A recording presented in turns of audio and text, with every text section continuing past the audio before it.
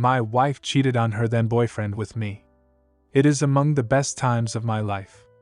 I met my wife while she was in a relationship with someone else. I was instantly attracted to her, and she and I quickly became good friends. I met her then boyfriend for the first time some weeks after meeting her, and my very first thought after being introduced to him was, "Oh yeah? I can wait this out." Throughout the course of that evening, he gave off the vibe that he was trying extremely hard to make sure I and everyone else he was meeting came away with the impression that he was just the coolest, that their relationship was solid. I knew better though. Not from anything specific that she told me, but from just how tired she looked anytime she talked about him. No matter what she said, good, bad, or anything in between, she just looked exhausted every time he came up in conversation.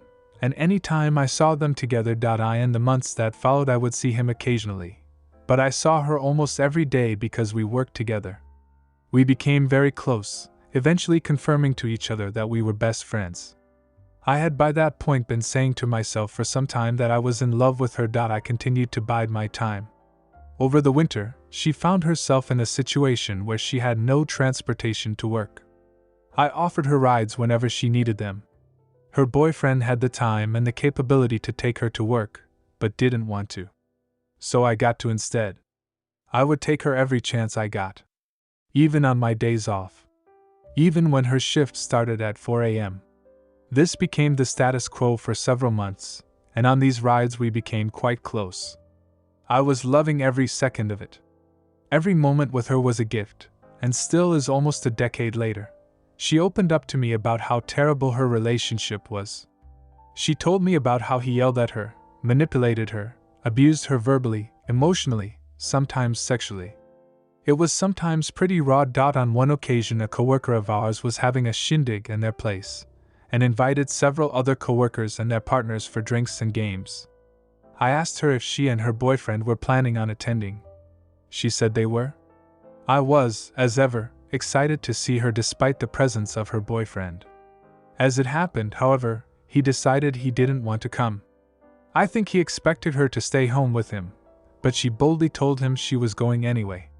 When she showed up without him, I was over the moon. That night, she relaxed in a way I hadn't seen before. She was loose, confident, and really, really funny. It was incredible to see her come alive like that. I had always known that version of her was there, and it was wonderful to see it come out among friends. We remained close to each other the whole night. When it came time to play a game, Cards Against Humanity, I sat down on a big comfy chair.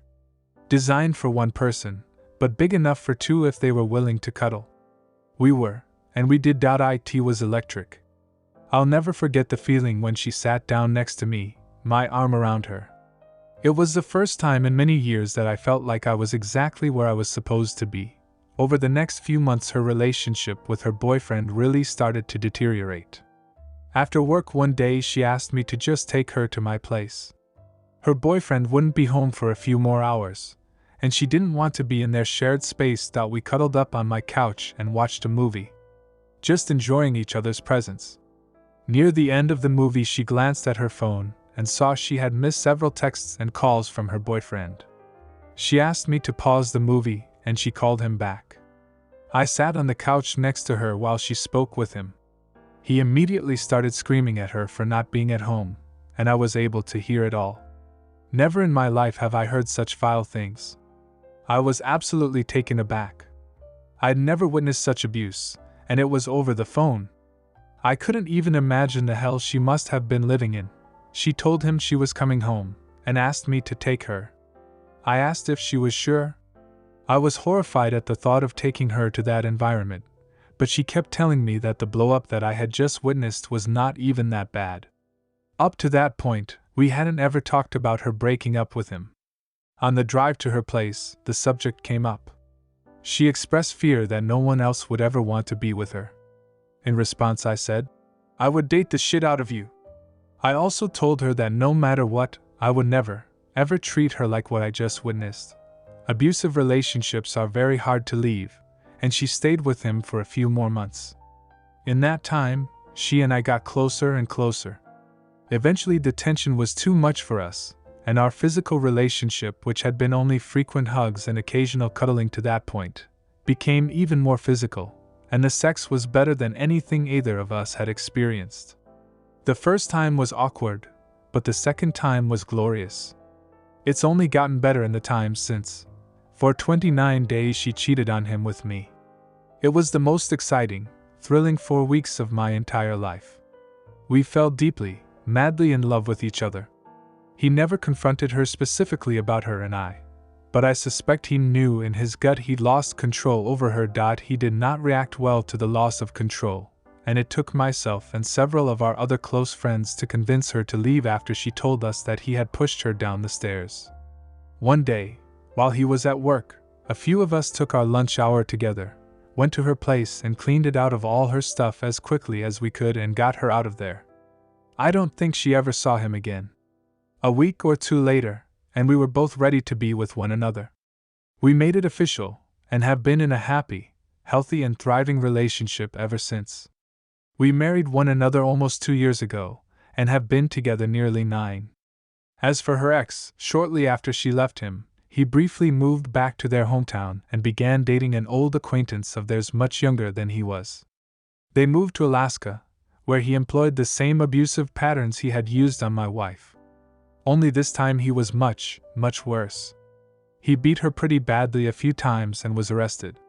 My wife provided written testimony at his trial. He was convicted and sentenced to probation, and he cannot leave the state of Alaska for several more years. I hope he rots up there.